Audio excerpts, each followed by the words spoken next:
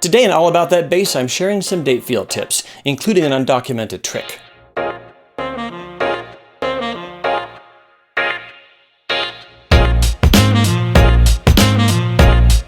All right, tip number one is how to enter today's date into a date field. Now, you probably know if you pull up the date field like this, double click it, you can choose today right down here. However, there is a shortcut way to do this. I'm going to delete that one. This is mentioned in the help documents right up in here. If I pull up the keyboard shortcuts, you will see that set the field to now is command semicolon. It's going to be control semicolon on Windows. So command semicolon, really easy. I can pop into several fields and do that without even opening the date field widget. The second tip I want to talk about is how to fill several date fields consecutively. So to do this, I'm going to give myself a few more to work with here. I'm going to start on today's date, and then I'm going to add one that's for tomorrow. So I'll just type 7/5 and do it like that. Now, here's the thing. Airtable recognizes whatever the relationship is between these two or any two adjacent records and their date fields. So if I select these two and then click the corner here and drag fill down to fill the rest, it'll recognize those two are 1 day apart, so it'll fill the rest appropriately. So 1 day apart for all the rest. This works for any interval you want to specify. So if I want to say, okay, 7/4, and then maybe I want to do a week later, choose those two fields, drag fill down here, and every date from that point on is 1 week apart. So it recognizes any interval you specify, a day, a month, a year, whatever, and it makes that pattern follow all the way down. This also works if you have your fields set to show a time. So let me clear out from here on down, just delete all those. And let's say I want to keep the same date, but I want this to be an hour apart. So I want to copy and paste into that second field, and then 12 a.m., let's go to 1 a.m., so 1 hour apart. I can click and drag through here, grab the corner, drag fill the rest, and now the rest are all 1 hour apart on the same day. This also works between date changes and time changes. So maybe my second one here, I'm gonna go ahead and delete all these. Maybe my second one is set to 7/5. So it's 1 day later and 1 hour later. It recognizes the whole thing.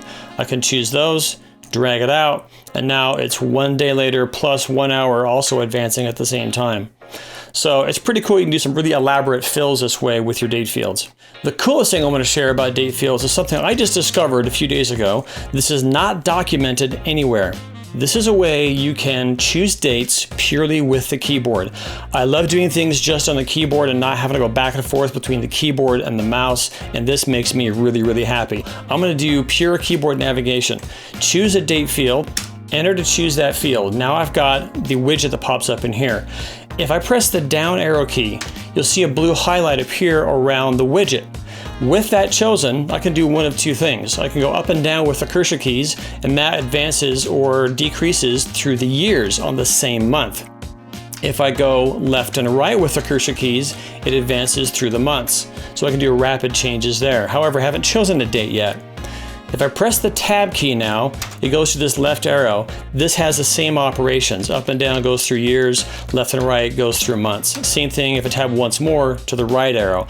If I tab a third time though, I can now get down to the days themselves. And now the cursor keys up and down goes through weeks, left and right goes through months. It cycles end to end like this really nicely.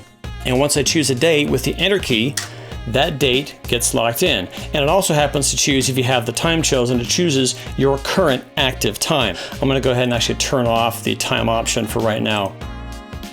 So it's a really easy way to very rapidly, without having to go back and forth keyboard and mouse, enter, down arrow, tab 3 times. I can choose a new date in here, enter to select it, and now I'm done.